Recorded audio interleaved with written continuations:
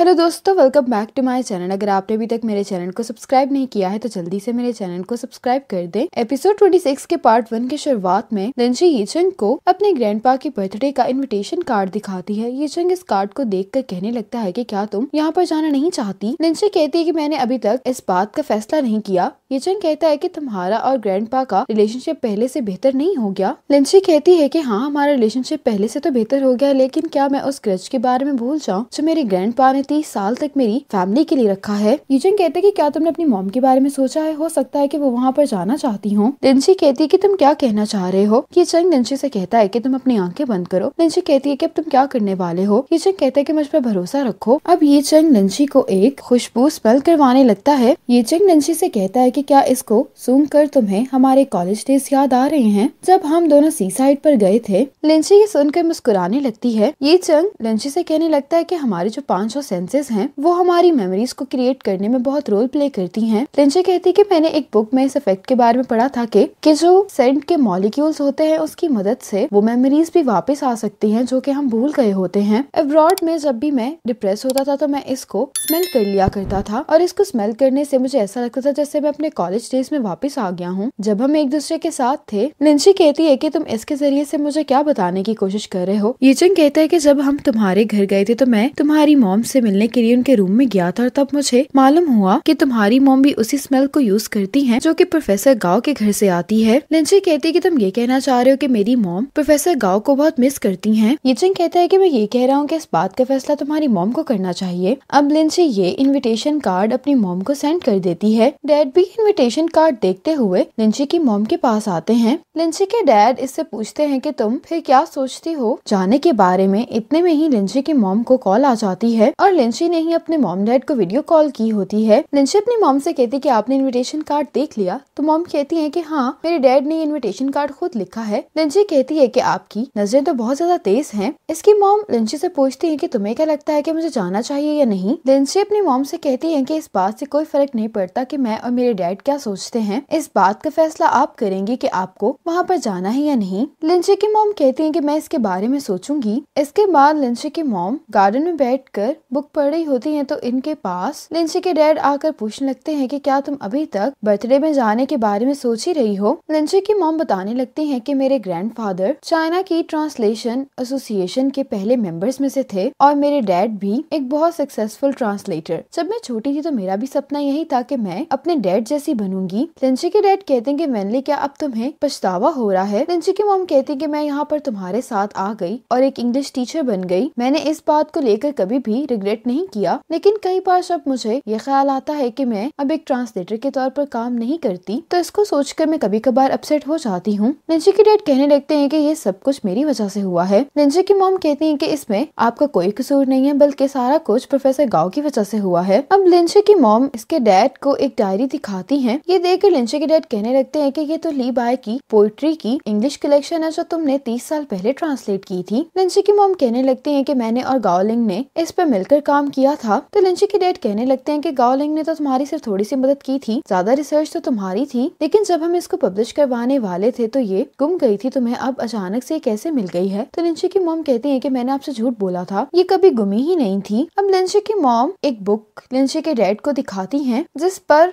Writer का नाम गाओलिंग लिखा होता है। ये देखकर लिंची के डैड गुस्सा हो जाता है, कहने लगते हैं कि इस पर तुम्हारा नाम क्यों नहीं लिखा, ये किसने किया है। तो लिंची की मॉम कहती हैं कि प्रोफेसर गाओ ने, मैंने अपने डैड की बात नहीं मानी और तुमसे शादी करने की उन्होंने मुझे ये सजा दी कि उन्होंने मेरे ट्रांसलेटर बनने के सपने को ही खत्म कर दिया। ये सब सुनकर तो लिंची के डैड को बहुत ज्यादा गुस्सा आ जाता है। वो कहने लगते हैं कि हम इस बर्थडे पार्टी में हरगिज नहीं जाएंगे, मैं भी लिंची को कॉल करके ये कह देता हूँ। तो लिंची की मॉम कहती है कि तुम लिंची को कॉल नहीं करोगे, मैंने फैसला कर लिया है कि हम इस बर्थडे पार्टी में जरूर जाएंगे। इन सब सालों में मेरे डैड ने तुम्हें बहुत बुरी तरह ट्रीट किया है और मैं ये बात भी जानती हूँ कि तुमने ये सब कुछ मेरी वजह से बर्दाश्त किया है। अगर तुम्हारी जगह कोई और होता तो वो ये काम हरगिज नहीं कर पाता। लिंची के डैड कहने लगते हैं कि वो तुम्हारे डैड हैं और वो 80 इयर्स के हो गए हैं। मैं नहीं चाहता कि तुम्हें जिंदगी में कोई भी पछतावा इस वजह से, लेकिन अगर मुझे मालूम होता इस बुक के बारे में तो मैं ये सब कुछ ना करता। लिंची की मॉम कहती है कि मैं वहाँ पर तुम्हारी वजह से जरूर जाऊंगी। मैं अपने डैड को ये बात बताना चाहती चाहती हूँ कि उनकी बेटी बहुत लकी है कि मेरी शादी तुमसे हुई। अब लिंची के पेरेंट्स इससे रेस्टोरेंट में मिलने के लिए आते हैं। लिंची अपनी मॉम से कहती है कि मुझे अभी भी समझ नहीं आ रही कि आप वहाँ पर क्यों जा रही हैं। तो लिंची की मॉम कहती है कि 30 साल गुजर गए हैं, अब इस चीज को खत्म हो जाना चाहिए। लिंची कहती है कि मॉम आपका जो भी फैसला है मैं उसको सपोर्ट करती हूँ। अब लिंची के डैडी से कहते हैं कि तुम अपनी मॉम को शॉपिंग करवाने के लिए ले जाना। इसके बाद लिंची अपनी मॉम के साथ शॉपिंग के लिए आ जाती है। सबसे पहले लिंची अपनी मॉम को सैलून में लेकर आती है और वापस आते हुए लिंची की मॉम को अपना हेयर स्टाइल बहुत ज्यादा पसंद आ रहा होता है। अब लिंची की मॉम इसके साथ अपने टेलर के पास आ जाती हैं। लिंची अपनी मॉम से पूछती है कि क्या मॉम ये वही ड्रेस है जो आपने अपनी 20th बर्थडे पर पहना था। तो लिंची की मॉम कहती है कि हाँ, और ये ड्रेस अंकल शू ने ही मेरे लिए बनाया था। अंकल शू कहने लगते हैं कि मुझे याद है कि जब तुम छोटी सी थी तो अपने डैड के साथ मेरे पास आया करती थी। तो लिंची की मॉम कहती है कि मैं आपके बनाए हुए कपड़े पहनकर बहुत कंफर्टेबल फील करती हूँ। अंकल शू कहने लगते हैं कि लेकिन फिर तुमने आना क्यों छोड़ दिया। तो लिंची की मॉम कहती है कि मैं जरा ज्यादा दूर शिफ्ट हो गई थी। अंकल शू कहते हैं कि ये एम्ब्रॉयडरी तुम्हारी मॉम को उनकी शादी पर मिली थी। मुझे इस बात के बारे में मालूम है कि तुम्हारे डैड तुम्हें ज्यादा पसंद करते हैं क्योंकि उन्होंने ये ड्रेस तुम्हारी बहन को देने के बजाय तुम्हें दिया। लिंची अंकल शू से कहती है कि क्या ये ड्रेस इतने कम टाइम में तैयार हो जाएगा। तो अंकल शू कहते हैं कि तुम्हारी मॉम ये ड्रेस अपने डैड की बर्थडे पर जरूर पहनेंगी। लिंची कहती कि आपको कैसे मालूम कि मॉम ये ग्रैंडपा की बर्थडे पर पहनने वाली हैं। तो अंकल शू कहते हैं कि तुम्हारे ग्रैंडपा का ड्रेस वो है। ये देखकर लिंची और इसकी मॉम काफी हैरान होते हैं। अब अंकल शू प्रोफेसर गाओ को कॉल करके कहते हैं कि आपका ड्रेस ऑल्टर हो गया, आप कुछ देर बाद आकर इसको ले सकते हैं। बताने लगते हैं कि यहाँ पर वेनली भी आई थी, वो अभी भी बिल्कुल पहले जैसी ही है। ये सुनकर ग्रैंडपा थोड़े से नर्वस हो जाते हैं। अब लिंची अपने डैड के साथ अपने ग्रैंडपा की बर्थडे पर आ जाती है। लिंची और इसके डैड जाकर प्रोफेसर गाओ से मिलते हैं, लेकिन प्रोफेसर गाओ अपनी बेटी को ही यहाँ पर ढूंढ रहे होते हैं। प्रोफेसर गाओ इन दोनों को टेबल पर जाकर बैठने के लिए कहते हैं। जब ये दोनों चले जाते हैं तो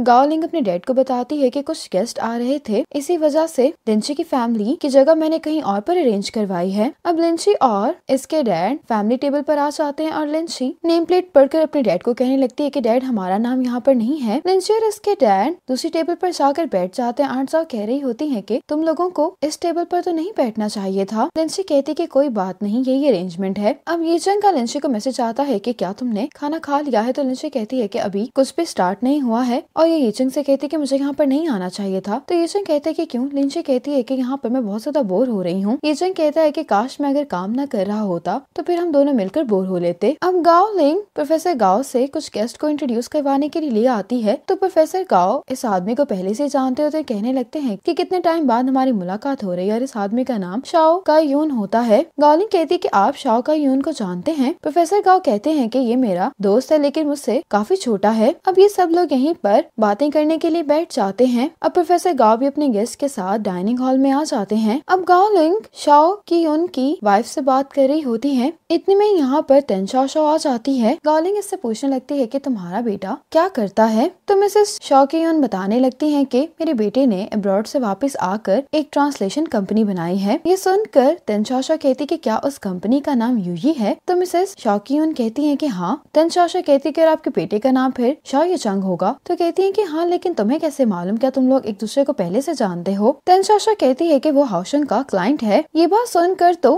तेंशाओ शो की मॉम और येचंग की मॉम बहुत खुश हो रही होती हैं क्योंकि ये दोनों इनके रिश्ते के बारे में सोच रही होती हैं। इसके बाद येचंग अपनी मॉम को कॉल करता हुआ आ रहा होता है कि मॉम मैं यहाँ पर पहुँच गया हूँ, और येचंग को लिंची की मॉम भी देख लेती हैं। इसी मोमेंट पर एपिसोड 26 का पार्ट 1 खत्म हो जाता है।